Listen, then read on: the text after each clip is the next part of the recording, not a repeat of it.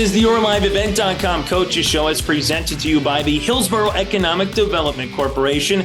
I'm Chase Miller. It's the quarterfinal round of the North Dakota football playoffs, and we'll preview some of the Class A matchups coming up this weekend on Saturday as the Kindred Vikings host the Oaks Tornadoes this weekend. Kindred head coach Eric Burgad alongside Oaks Tornadoes head coach Greg Dobitz will chat about their rematch from a contest in September and their second meeting here this season. Then we'll head to Castleton, where the Squirrels are making their way up north to Langdon for a date with the Langdon area Enmore Munich Cardinals. Tommy Butler, head coach for Central Cass, will go over their matchup coming up on Saturday, a game you can listen to right here on YourLiveEvent.com. And the Polk County West Thunder moved on to the Section 8A football playoffs, so they went over Bagley on Tuesday night. Darrin Byklum recaps the win from Tuesday with our own Joe Lancello. And we'll wrap up the conversation with a pair of volleyball interviews. Our senior spotlight this week, Ella Olson from Fargo Oak Grove, and we'll also be joined by the Grover head coach, Mikaela Hestdalen, as well. But first, let's dive into the matchup between the Vikings and the Oaks Tornadoes with our conversations with Eric Burgad from Kindred and alongside Oaks, Greg Dobitz. First up is Eric Burgad from the Kindred Vikings. Well, joining us now from the Kindred Vikings, he is Eric Burgad, as Kindred is heading on to the quarterfinals of the Class A football postseason as they welcome in a fellow Region 1 foe in the Oaks Tornadoes upcoming on Saturday. Eric, before we talk about the 2.0 version between the Vikings and the Oaks Tornadoes coming up, let's recap that win against Harvey-Wells County. You had to love the start from your defense and offense. You get 3 consecutive 3-and-outs. You add 3 consecutive touchdowns to it to get up 21-0 early in the first half. What did you see from your team from that opening 3-and-out and drive to get in with that quarterback, Starcevic, QB keeper, so to speak, and then just add on to it, Eric, there in the first quarter? Yeah, I think what I was most impressed with and what I saw was execution. We talked about just the amount of skill that Harvey-Wells County had just certainly made us nervous. We knew that they could be really explosive offensively if we weren't sharp. So a lot of going into that game was emphasis on a fast start for us. And we said that first snap and that first series, whether it's on offense or defense or your special team that you're on, like, we have to be the more physical group. And we were that. And, if you can play with that type of intensity and that kind of just focus, things are typically going to go your way. So I was happy with all those phases. And now you're going up against a Tornadoes team, which you played, in September, a 21-0 game down in Oaks, a hard-hitting team, as you know, that they're going to fly around and make plays offensively and defensively. So what do you take from that game? What do you change from that game? Or is it, we kind of know what we're getting into from a coaching perspective here, Eric, before you get to Saturday? I think you take a lot from that game. And from a defensive perspective, I really dislike playing teams twice because I think you show your cards and you show how you want to align to their top formations and how you want to defend their top plays. So that kind of turns into a chess match, which, that's kind of fun in its own right. So we're working through those things and trying not to overthink stuff too much. But a lot of what we've told our guys in our Monday meeting and our early preparations for Oaks is that this game will feel much different than the Harvey-Wells County game did. Just, it's 2 different styles of football. Harvey, I talked about their playmakers and how they want to stretch the field vertically and throw the football and play with speed. This is going to be a much more downhill, pounded into your teeth type football game. And that's the brand of football that we like to play on offense. That's a brand of football we like to play on defense. So it is a nice matchup, a matchup that we welcome and a style of play that we welcome. So it'll be fun. One more thing on Oaks here. How challenging from a coach's perspective, player's perspective, is it playing a team a second time around here, Eric, knowing a little bit of familiarity in a team that you have played here in Region 1 the last few seasons? Yeah, we were talking about it on our coaching staff. As for our defensive coaches, it probably feels like a disadvantage to play a team twice, like I said, because you're showing a little bit of your cards and how you want to align to their formations. And as an offense coordinator and an offensive coach, you kind of like the second go round because you see how they're gonna try to defend you. So it's all part of the game, and it's fun. It's fun for our kids. they understand what's on the other side of the ball. They know who those kids are now. They know what type of they know that they have hard their ball carriers, run the ball really hard. We know up front that they get out of their stance and they come off and they run block. And so you take all that into consideration. At the end of the day, it's another football game against an opponent who plays a similar style to us. So we look forward to that. Got to give credit to where credit's due. A roughly 400 yards of offense on Saturday against the Hornets, and the guys up front really gave, Jake a lot of time when he had opportunities to throw, and also open up some lanes, whether it was from him for Owen and company back there, Tyson when he got the ball. I don't want to leave anybody out here, Eric. So if you will bar with me for a second, Grant Spellhog again, Dylan Filler, Tate Miller, Ethan Fornshell, Riley Sunram. What did you see from those guys as a unit on offense, and then with some of those also on defense? Just getting after the ball, not just on Saturday, but throughout this football season.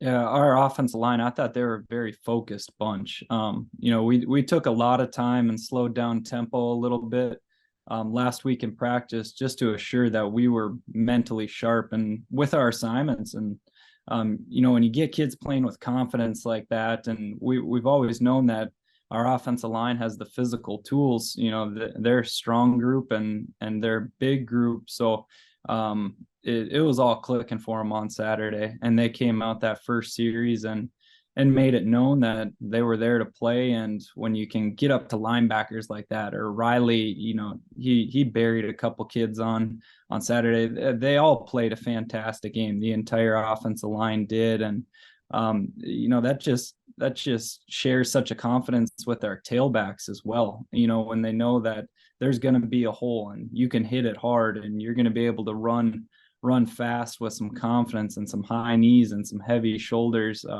They really got things going, and Jake was on fire. That's the best I've ever seen Jake play.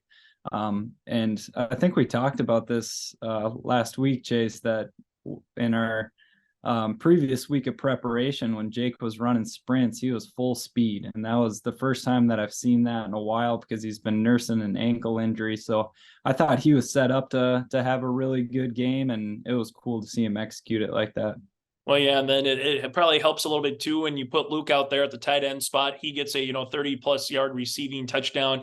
What kind of a weapon can Luke be? I know we talked Hunter Bindis a little bit last week. What he's means to the team on both sides of the ball. But when you can add a guy that maybe, and I'm using this in a nice way, right? Freshmen or sophomores, they might not know any better, so to speak. When you put them out there, just say, go run this route, go make this tackle. When you can put someone like Luke, who does have some size, who does have some speed, to break away out there, what does that just add to an element to this year's Viking club? It's another weapon to defend. And we tell this to Luke, and he knows that his biggest strength, is how hard he plays.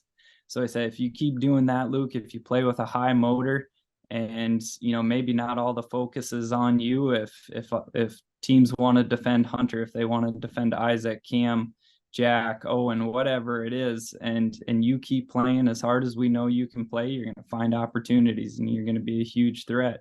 And that's what he's done. So he's fitting in really nice on the offensive side of the football, and we hope to keep using him.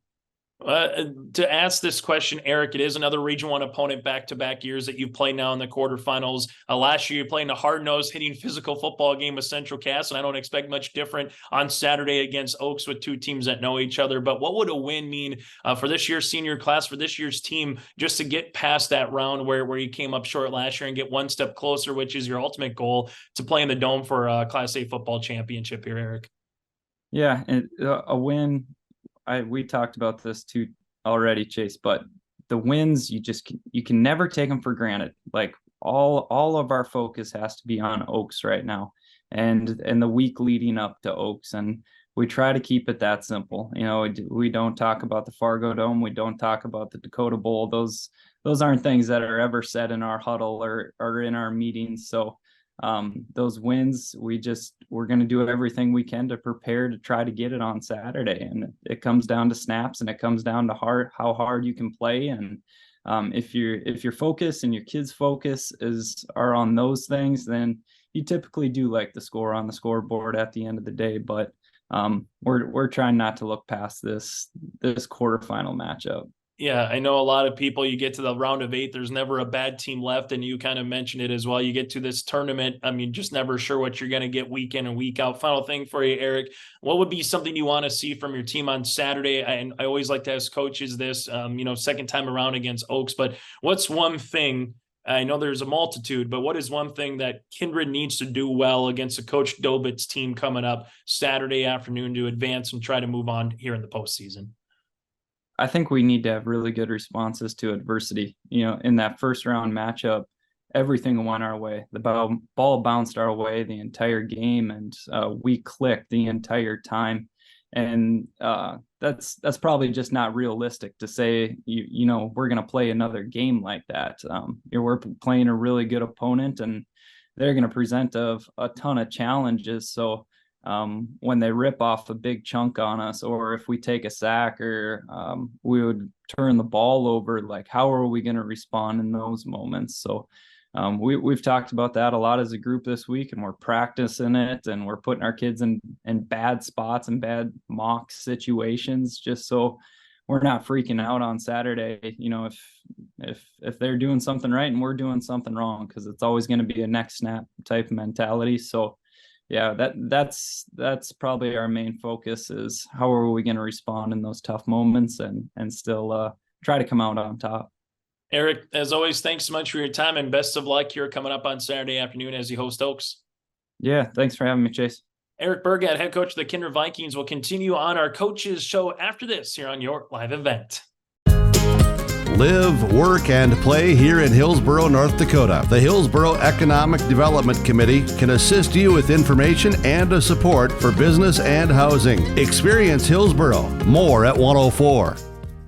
Joining us now from the Oaks Tornadoes, that is Greg Dobitz, the head football coach, as Oaks has made a quarterfinal round appearance as they travel to Kindred upcoming on Saturday. And I'm taking a look at it, Greg, here. Just, your program's probably done it the most in the state, going between 9-man and 11-man and kind of going back and forth. And I remember a few years ago, you said, Chase, we'll play wherever they put us. We'll find a way to kick it off on a Friday night. But what is it about, looking back at your history, 7 straight years that you've made the playoffs here between 9-man and Class A? What has just been a trait or two about this program that you've liked, Greg, whether it's been 9-man or now 11-man, that you've been able to make some postseason runs here? Well, honestly, it's two things. It's, we have good kids that work hard and are physical football players. And then two is my coaching staff does a really good job. And I'm happy to have the guys that I have that help me.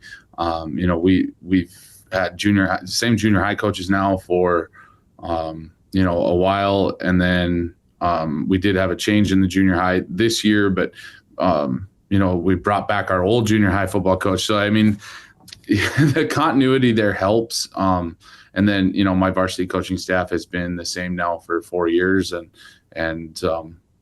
those are the two biggest things. But really, it goes back to the kids. It's the kids have done a good job. They work hard. They play physical football. And that's how you get to the playoffs, is you win games by, playing physical, running the football, stopping the run, that type of stuff. And you're going up against Kindred second time around. Before we talk about that matchup, let's recap what you did in Carrington to pick up a road victory and advance to the quarterfinals in a tight-knit game between the Cardinals. What's something you hope to take from that 4-quarter football game here, Greg, against the Kindred Vikings later this week? Just, offensively, we matched everything that they did. Every time they scored, we went and scored right away. And we scored first, and then they scored, and then we scored, and then they scored, and then we scored. And it was just like, we haven't done that in our 2 losses. We've gotten shut out. And so I think, like, finding that, hey, things aren't going the best right now, but we're going to find a way to step up and make a play that our team needs. That was encouraging. Carrington's a good football team. Very physical up front and with a lot of speed in the backfield, and they're a good football team. And we did not play the best on defense. We didn't line up the best. They out leveraged us many times throughout the day. And just mentally, we need to be better. And so it's a little bit of a wake up call, a little bit of a, hey, I think our heads had gotten to us a little bit, especially on defense. Like, we can maybe just show up and shut them out. And so it was kind of good to get a little shot of humble pie there, and especially going into this week against Kindred, and it was good for our offense to be able to win that game, because most of our other games, our offense is kind of slogged through and our defense is kind of set up our offense. And that was not the case on Saturday. It was, our offense did exactly what they needed to do. We got big plays. We got big scoring strikes. We ran the football efficiently. So really good positive thing there. Going up against Kindred, a little over a month since you played them in Oaks here, Greg. Second time around when you play teams in the playoffs, whether you won the first matchup or you lost the first matchup, what makes it challenging or maybe less challenging? I don't know how you're going to go with it, from a coaching staff, playing a team the second time around. How does it go from your point of view here against the Vikings?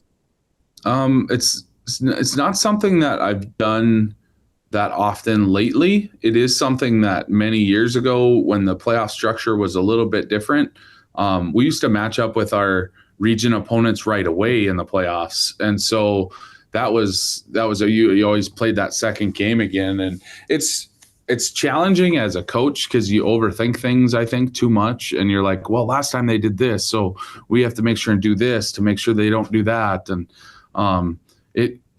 I tried to stress this to my coaching staff this weekend. I said it's going to come down to us making plays and them making plays, and we need to put our kids in good positions to make plays. We know what our strengths and weaknesses are. We know what their strengths and weaknesses are. So how do we counteract that a little bit coaching? But we can't overdo it. We over overcoach them. It's just got to come down to our kids have to step up and make plays, and we have to put them in a position to do that. If we try to overcoach them, because we played them once and then we kind of feel like, oh, we can do this because we were able to do that last time, and so we can counter it by doing X, Y, and Z. Well, our kids maybe can only take X and Y, and we're trying to practice Z all week and it's not working. Well, throw that out. Don't run it. And maybe even don't practice it after Tuesday when it didn't work. And so, that's kind of the balancing act as coaches that we're trying to do. When you look at this, Greg, just going back here, what would a best characteristic of this 2023 or best trait? What's something that you enjoyed most about this version of Oaks Tornadoes football? That's a good question. Right away, it's like the personality of our team, I think is it's fun.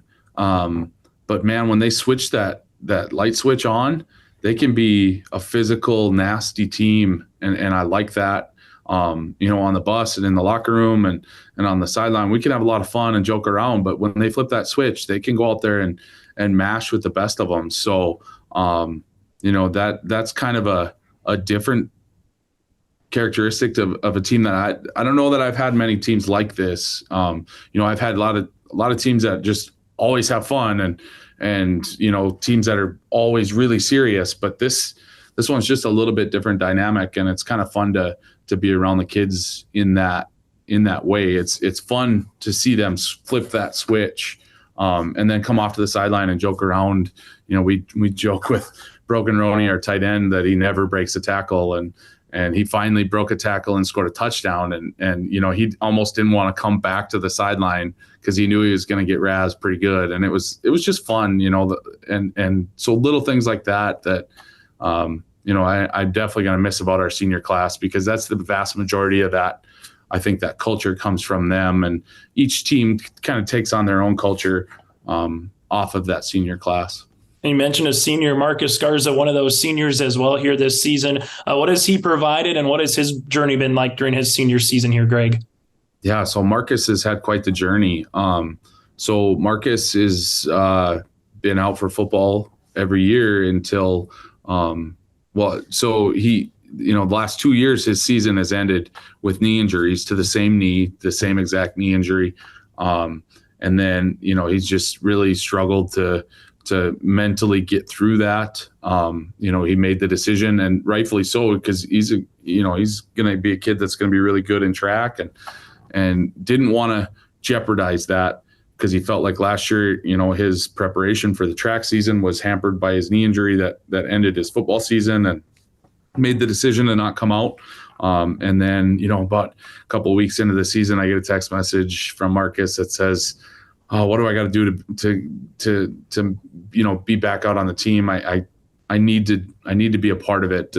And so, he went through the hoops that he had to go through to get back onto the team and to earn their trust. And he's a really good football player. He had a great game on Saturday, ton of tackles, interception that sealed the victory, a big first down catch. So, super happy to have him back on the team. And I totally understood the decision, when he decided to not start the year with us, because when you end your season early 2 years in a row with the same exact knee injury, it's like, okay, well, it's just going to happen again. And so, we had a talk, and it was like, okay, Marcus, you're making this decision, but you have to be mentally okay with if it happens again or worse. Like, he's like, yep, I know. I just have to be a part of the team. I miss it. I need to be out there. And so having kids like that, and we got a bunch of those kids that just love the game and love to be around each other and play for each other. So, I like that dynamic, and that's one of the reasons that we've been successful. It's things like that. It's kids like that. And those are the vast majority of our kids. Final two things for you, Greg, before I let you go. What is it about Kindred that is a difficult matchup, no matter if you'd play them, game one of the season to where you are now? What makes the Kindred Vikings or last couple of years on the gridiron when you matched up with them here, Greg, just be difficult in terms of what they want to execute on the football field? Yeah. So two things. It's physicality and like technicality on the offensive line. Like they are just technically so sound. They're so well coached on the offensive line and then, you've got, you put the talent, you put the DNA of some of those kids with that coaching, and it's like, holy cow, that's not fair. Right. And then the second biggest thing is, the structure of their defense. Part of it is the DNA of the kids up front, right? When you could play a 3-4 and you can just leave your three hosses up there in front and be like, okay, go ahead and try to run. It's easy to play 2-man and cover 4 behind it and say, oh, go ahead and try to beat us deep. And so it's really those two things, just exceptionally well coached. And then, the DNA part of it makes a big difference. Their kids are really good. They're big, they're physical, fast. And then you throw in the Starkovic brothers and that's just, yeah, it is what it is. Final thing for you, Greg, what would a win to get to the semifinals? You've been there in 9-man here in the last handful of seasons. I know in 11-man, it's been a little while, but because you've been going back and forth from 9 to 11-man, but what would a win on Saturday, whether it is against a region rival in Kindred or you're playing someone else in the state, just what would that mean to get to a semifinal round appearance for the Oaks Tornadoes? It would mean a lot. We've kind of had this bugaboo. I think I've coached in the coached in the quarterfinals this is year 19, I think, for me. I think I've been in the quarterfinals like 14 times or something like that. I mean, it's just we lose a lot in the quarterfinals. So, but that we get there, right? But taking that next step, we've only won one game in the quarterfinals to get us into that semifinals. So part of it is we've matched up against really, really good football teams. But it's no different this week. And when you get to this round, it's like I told the kids the other night, there's 8 teams left in the state in our classification of football. That's it. This is the state tournament, gentlemen. There's 8 of us. And all of us are good. So, A, you're a good football team because you're here, but B, you have to beat a good football team to go to the next round. And then if you beat a good football team, then you go to the next round. And then, so, just for us, we're just focused on, hey, we have to execute really, really well. And we got to get the ball to bounce our way 1 or 2 times. Because, against a team like Kindred, if the ball doesn't bounce your way, it's not going to be your day. You need the football gods to shine the light on you for just a little bit to get a little bit of extra help. So that's what we're hoping for. Greg, thanks so much for your time. Best of luck here on Saturday in Kindred, and thanks again for everything here throughout the season. Yeah, thank you. We appreciate the coverage, Chase. Greg Dobitz, head coach of the Oaks Tornadoes, will continue on our Coaches Show after this. Hey growers, when working on your water management solutions, call Chad's Excavating out of Mayville. They are your water management contractor, helping you with tile drainage plans, service drainage plans, or both. Remember, water management is a lifetime investment. Call Chad 701-430-0182 to get your water problem solved. For more information, follow Chad's Excavating on Facebook. For tile drainage and service plans, call 701-430-0182. Chad's Excavating out of Mayville, helping farmers grow. Do you want that new boat? Are you building onto your home? Maybe you want the new camper or ATV. Dakota Heritage Bank can help you. This is Dustin Nagel, president at Dakota Heritage Bank Hillsborough location. You can visit with me or our other loan officers to help with loans and lines of credit from Dakota Heritage Bank. We are serving you with locations in North Dakota and Northwest Minnesota. Dakota Heritage Bank offers financial services you expect with a local perspective. dhbanknd.com. Dakota Heritage Bank, Equal Housing Lender, member FDIC. There's more at 104. Hillsborough, North Dakota has everything you need on your next road trip. Food, fuel, fun, and family-friendly activities. Stop by and fill up your tank or grab a bite to eat. Have a blast at Goose River Golf Club, the swimming pool, or one of our beautiful parks. There's even ice skating and cross-country skiing. Take in the sights or stay the night so you don't miss a thing. Experience Hillsborough and see why there's more at 104. We'll continue on the gridiron here where Polk County West football is moving on. The Section 8A quarterfinals with a win heading to the semifinals on Saturday. We'll hear from Coach Byklum in a moment, but first we'll stay in North Dakota as the Squirrels traveled to Langdon on Saturday for a Class A football quarterfinal matchup with the Cardinals. Here's our conversation with Central Cass head coach Tommy Butler.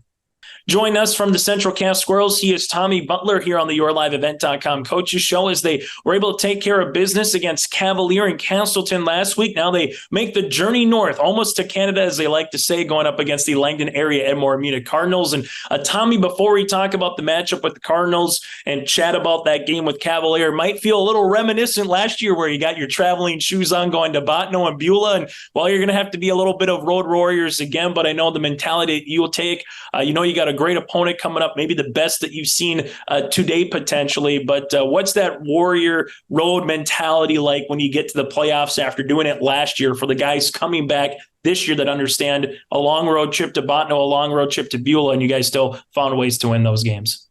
Yeah, I think we're definitely leaning on that. The experience of our older guys playing in those games is a huge thing for us. And then, our big thing is just making sure that we don't change what we do. We're going to get there about the same time that we do for home games. We come out late. So we kind of have prep our kids all the time for, a playoff run, playing for a state championship when you got shorter time to warm up. This game's going to be freezing cold outside. So, we don't go outside for 50 minutes. We're out there for maybe 20 because we want to stay warm and then we want to just go play. So, I think we're prepped for that. I think playing in those games was huge last year. We've always kind of had the old motto before was, Central Cass is really good when the weather's good, kind of a finesse team where, right now our mindset is, this ain't your brother's Central Cass team that, we need good weather. There can be no wind. We have to be able to throw it 50 times in a game. Like we can win in different ways. And so, that's our mentality is to go in there and try to run the ball. Obviously, we want to get our athletes the ball in space, but the weather is going to affect us just as much as it affects them. So, to me, it's a wash in that point, and it's whoever plays the best. Yeah, and it wouldn't be postseason football with some snow or some frigid temperatures anyway. We've been very fortunate the last couple of years, at least, when it comes to postseason football here, Tommy. And taking a look at just kind of the makeup of the history here of Central Cass football, 4 straight years that you've made at least a quarterfinal round appearance. I kind of look back to that 2019 team that went 3-6, and you've been in AA, you've been in A, you've been in Class B. That is the current version of A. So you've been here, there, and everywhere in the football system. But what has changed the last 4 years from that 3-6 team to take this senior class now who has found a way to make the playoffs, be in the round of 8 every year, and just continuing to leave a legacy for a junior squad, as last year making it to the championship. And I know, talking with you even before this season, you said, hey, we want to make another deep run. We feel like we have the team. There might be some pieces that need to get filled out early in August, but now all of a sudden you look at the box score here, Tommy, and knock on wood, it seems like everything that you did last year at this time is kind of coming to surface again here at this time. So what's it been about this senior class in the last couple of years that maybe was different from, a few years back? Well, the number one thing is you got to have talent. That my first year when we took over, we were really young. I think we had 4 seniors that were playing that year. So we were really young and trying to establish kind of a new culture. I still credit those guys that year, Christian Leeds, Brock Schmitz, Junior Tote, Hugo Zamaron. Like, those guys were the integral parts to what we do now. Because they weren't, Jeremiah Sullivan's another one. Like, those guys are the ones that started this whole tradition. We weren't going to, when I told those guys when I took over, like, this is the way I want to run the program. This is the way that we're going to do stuff. We're going to be a culture-based team. They knew that we weren't extremely talented that year, and they bought in hook, line, and sinker. And ever since that year, our talent has gotten better. We've gotten older. Our kids have consistently played in big-time games. And, I think we do a good job of every year trying to not just play 12 guys. We try to play 30 to 40 guys a night. And, I think that's really what has happened is it's become, again, winning matters. But I think that's why kids play football for us here at our school, is because they know they're going to play. We went from having, I think that year, we had 45 guys out to now we're close to 65.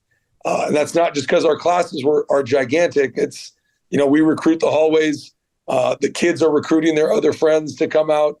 And when they come out, I think they get to that feeling of, this is a really tight knit group. For the past couple of years, it's just gotten better every year with the closeness of them, the way that they play for each other. And then, again, winning matters, but the community support that we have, our parents are unbelievable here.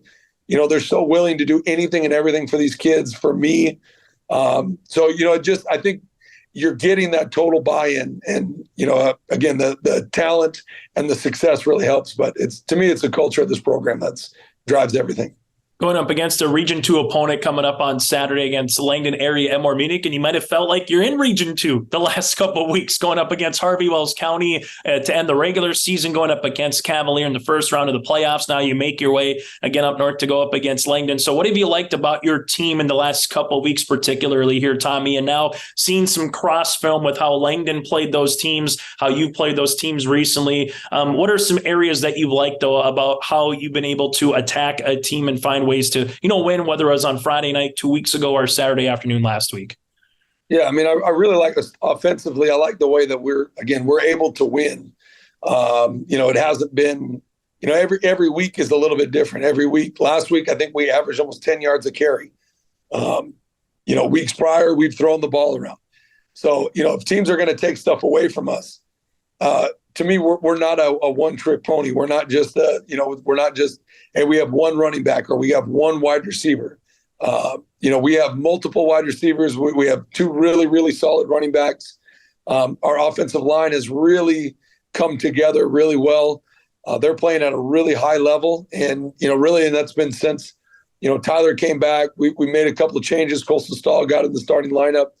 And they've just really gelled together, and they play so well up front.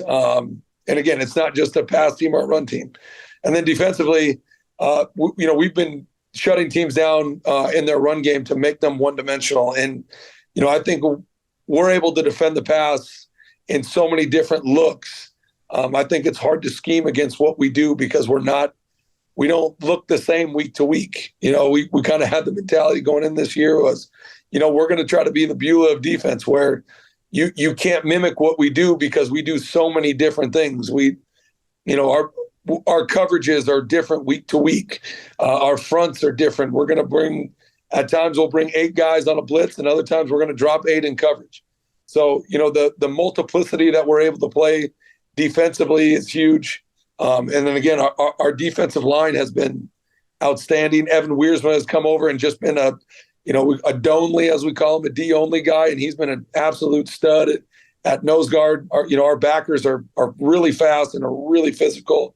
So again, I just think that we're able to do so many different things, and that's what I'm really proud of, is the way that we've done that. And then our young guys have come in and they really have bought into this, trying to be the number one ranked scoring defense in the entire state. And right now we are, but this next game will be a big test for us. Yeah, and the final thing here before we let you go, going into that matchup on Saturday, Tommy, Langdon, a Coach Kravachka team. And for some people, maybe feels like yesterday. For others, it's been a couple of years, but they went on that 40-plus game winning streak, winning 3 straight championships. You could argue as Class A champs, they could have maybe been at the highest level, or the AA level, the next level up, and could have competed maybe for a state championship that season as well, seeing the Burros and them go neck and neck, then the Burros go win a state title that year. So when you look at Josh Kravachka's team, it seems like he's got a system in place. He's got a lot of really good talent that continues to come up there, whether it's from baseball, from the state tournament this past year in the Magic City, coming back out for football this year. What just kind of stands out when you put Langdon on film here for our Coach Kravachka team? That'll be a challenge on Saturday. They're extremely well coached. He's one of the best OCs in the state. He's able to do so many things. He gets his kids favorable matchups. He allows his kids to win one-on-ones, and they do. They don't miss on one-on-ones. Their quarterback is an absolute stud. I think he's got one of the biggest arms I've seen in high school. He can throw the backside vert route rolling to his left, and he'll throw it all the way back to the backside numbers, 50, 60 yards down the field. Like those routes you normally say, yeah, we don't need to worry about that. Not with them though. They're able to play. They'll play the whole 53 1/3 yards width of the field. They use every inch of that. Again, they move their kids around a ton. He motions a ton. They have different guys carry the ball. So he doesn't have a whole lot of tendencies that they do. And to me, when you do think you have one, he throws a tendency breaker in there, and it's not just something little. It's home run hitters that he hits on you. So. I think this is one of the best teams that will play the entire year. They're extremely well coached and they're well balanced. But our team is looking forward to this matchup. I can tell you that we are really excited to play a really good team. And again, speaking from the defensive side, to play a team that's averaging 40-some a game, and then offensively, I think they've been holding teams like 7 or 8 points a game. So to me, this is going to be a really great battle. But I know our kids, and I'm looking forward to this game like crazy. Tommy, as always, thanks so much for your time, and best of luck this weekend up in Langdon. I appreciate it. Go Squirrels. Live, work, and play here in Hillsborough, North Dakota. The Hillsborough Economic Development Committee can assist you with information and support for business and housing. Experience Hillsborough. More at 104. And you guys with a great showing tonight. Yeah, we did okay. We had some moments where it wasn't so pretty, but we did enough to get a win. Your defense got you on the board with a fumble recovery. I think it was Satterland who got that one. Talk about that play. Well, it was a good defensive play, and we got after it, but it was that same scenario. We score, and then we give up 6. We've had that happen too many times this year. We got to stiffen up on that stuff, and and we got to have 2 good stands in a row, not just one. And your first play for the full game, starting with Mike Gappin's the Wildcat formation, seemed to work pretty well in my eyes. What do you think? Yeah, it keeps the defense a little more honest. They know he's going to run the football, and he throws the ball around pretty well, and I think he probably got it to 4 or 5 different guys tonight. Some nice catches, and so I like the way it went. We're not known to throw the ball a lot, but I was pretty proud of what we did tonight. And getting back to the defense, 4 takeaways, one of which directly a touchdown, and 1 stopped to drive late in the half. And let's see, where's the fumble I was just talking about here? No, that did not lead to a touchdown, but certainly getting takeaways a very important key in the game. Yeah, it is, and that's big momentum drive stops for the other team, and we're just lucky to keep them out of the end zone there. They had a big play, and, we ended it with a strip at the end and gets the mojo going the other direction. So, proud of, we bent. We didn't break all the time, but, it's those things where, Bagley's not a bad football team. They're physical and they got some speed. So you gotta play defense. You gotta show up, and they're gonna get their yards. And just proud of how we buckled down and got her done.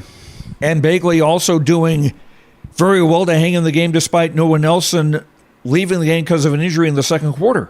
Yeah, he had an ankle sprain of some sort, and he's a very good ball player for him and runs hard, and, takes a little pressure off our defense and not to have to tackle him every time. But definitely, hopefully he's okay, but that's his game. It's people get hurt and you got to move on. Now, Mahnomen Waban on Saturday. Have you heard if this was going to be an afternoon game or a night game? I believe it's 2 o'clock. It usually is, so that's what I'm going with. We're coming there for a 2 o'clock game, so I'm sure it will be. So, so that should be a little warmer, maybe about 38 instead of 32, huh?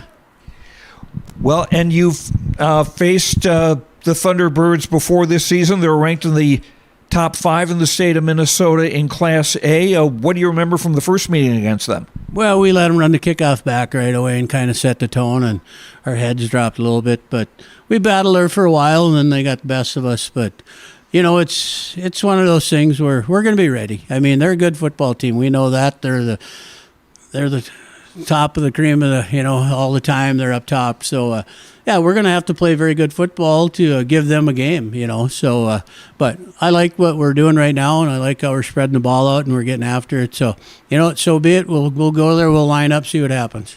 All right. And last question, John Spiker, our Enbridge Energy Player of the Game. What size T-shirt does he take? I would probably say a medium or a large. So, he's not a big boy. So, okay, I'll get that for him, and we'll take one last commercial break, and then we'll have our Precision Play of the Game brought to you by RDK Enterprises of Hillsborough and Drayton. Again, Polk County West the Wind, 43-14 in the 8A playoffs. Back after these words on YourLiveEvent.com. Here's Trail District Health Unit Administrator Brenda Stallman with a timely health tip for the women in our lives. October is a good time to take heed to that annual reminder of getting your mammogram. All women should be getting screened for breast cancer. Mammograms are essential. You can catch lesions that are far smaller than what you can see with the naked eye or feel with your fingers. So please take that moment to schedule your mammogram. Contact Trail District Health Unit in Hillsborough to learn more on breast cancer prevention during this National Breast Cancer Awareness Month.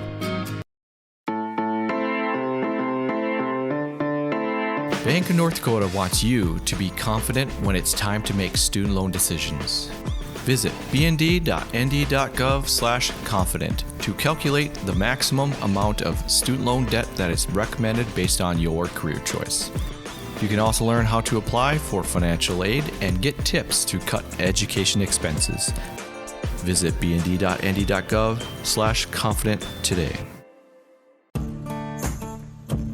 Treat yourself to a great career at American Crystal Sugar Company. Team up with quality people making quality products. Full-time and year-round in a stable business. With great pay and benefits including time off available from day one. American Crystal Sugar Company invests in you to promote your continued growth and career advancement. Grow your career doing your best work within the world's best beet sugar company. Apply online today at AmericanCrystalCareers.com.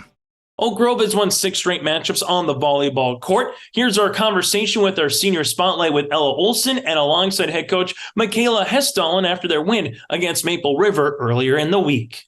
As we come back on our post-game show, join us now as our Enbridge Energy Player of the Game. Go to Enbridge.com for career opportunities. That is Ella Olson here. And Ella, a nice-looking match that you're able to go on the road. You pick up a win, and more importantly, you know you're going to have a bye now going to that Region 1 volleyball tournament. What did you see your team from the first set here tonight that kept things going as you have done the last 5 matches here of the season? Oh, yeah. We started off really strong and just... Yeah, we have really good connections with each other. I mean, it took a little bit to kind of get used to it, but then we played really good. We were hyping each other up during warm-ups, which kind of set the tone for the game.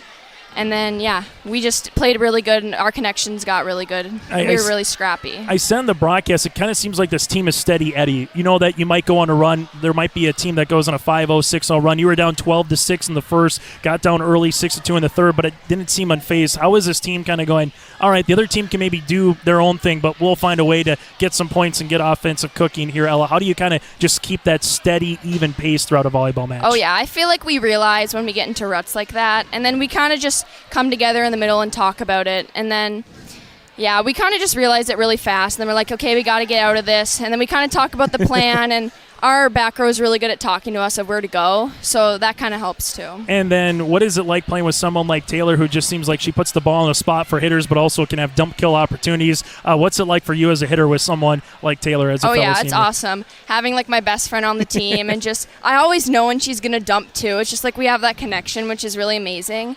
And, she's an amazing setter, and we have really good connections, and she has good connections with everybody else, too. And I always, trust her with the ball as well. Final thing for you, Ella. What's been the one thing about this team that you've liked the most about? You still have one match left to play. You want to obviously win that one and see where you officially will be in the region. But what have you liked about this year's 2023 Grover squad? Already have 19 wins and a chance to get 20 to end the regular season that's on Monday. Awesome. It's awesome having my senior year be able to be like that. And just we've always been really close to younger girls, and our teams have always been close throughout the years. But this team, I don't know, it's just different. And it's just, I love playing with each and every one of them, and I just really hope for our senior night we can come out with the win. It's going to be a tough game because everybody's tough and everybody has good and bad things, but I just really hope we can come out with the win. And Ella, thanks so much for your time and best of luck on Monday. Thank you. All right. Joining us now from the Fargo Oak Grove Grovers, that's their head coach, Mikaela Hestdalen. Now a chance on Monday night to get match win number 20 of the regular season. More importantly, Mikaela, you do clinch that bye into the quarterfinals. You're at least a 3 seed no matter what. So let's start there. What does that mean for this team, knowing that you got a little time to rest, a little time to practice? You still want to go up against a scrappy Kindred team in their own right coming up on Monday, because they might have a lot to play for in that match. But at the end of the day, what does it mean to earn a couple extra days here at home, so to speak, before you get to that tournament, Mikaela? Yeah, having that bye is great, that first round. It's an extra time for us to practice, watch the other teams that we could be playing, and come up with a good, solid game plan moving forward.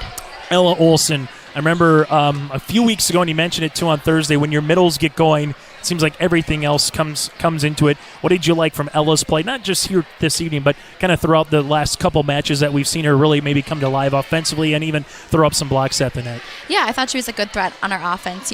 Blocking, hitting, when she gets up, she's awesome. She knows the court so well. She finds those open spots, whether it's a tip, a good high swing, and then she gets our team going too with the energy. And it does start with our pass. Our pass was on, I think, pretty well tonight and gave Ella options as well as Maria in the middle.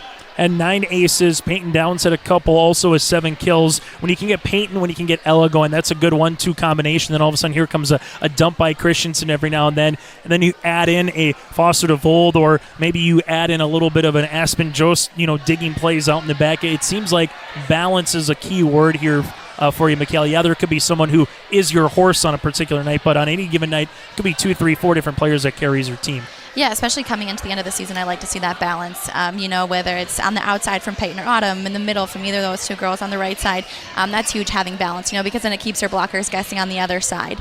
And Taylor being so offensive too, that's awesome for her. And not just her being offensive, but her picking good options for hitting wise, whether it's a big block in front of a girl, setting the ball away from them.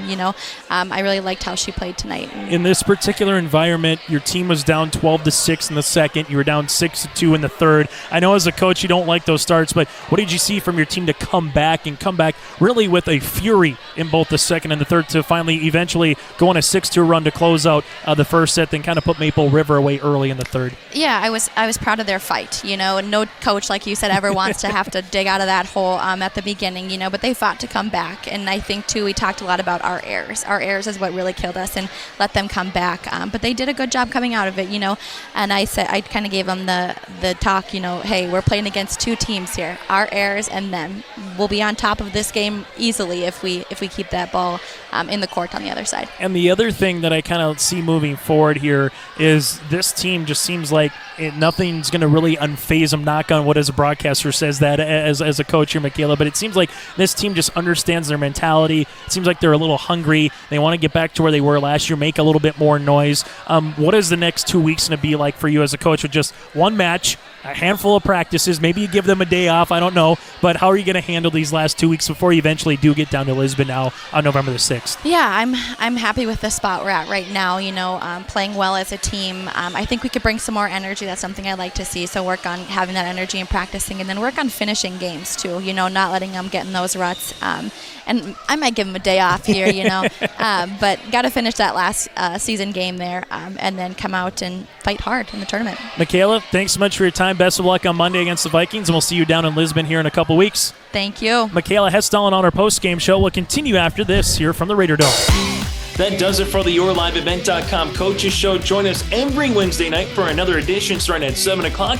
A reminder, we'll have a state cross-country preview on Thursday and some more updates from Jamestown, part of our radio conversation on 106.5 KRJB, FM again 106.5, as well have some live updates from Jamestown for the state cross-country Class B girls and boys meet on Friday as well. On behalf of everyone here at YourLiveEvent.com, I'm Chase Miller. Thanks so much for joining us, and join us every Wednesday night for another edition of the YourLiveEvent.com Coaches Show, as presented to you by the Hillsborough Economic Development Corporation.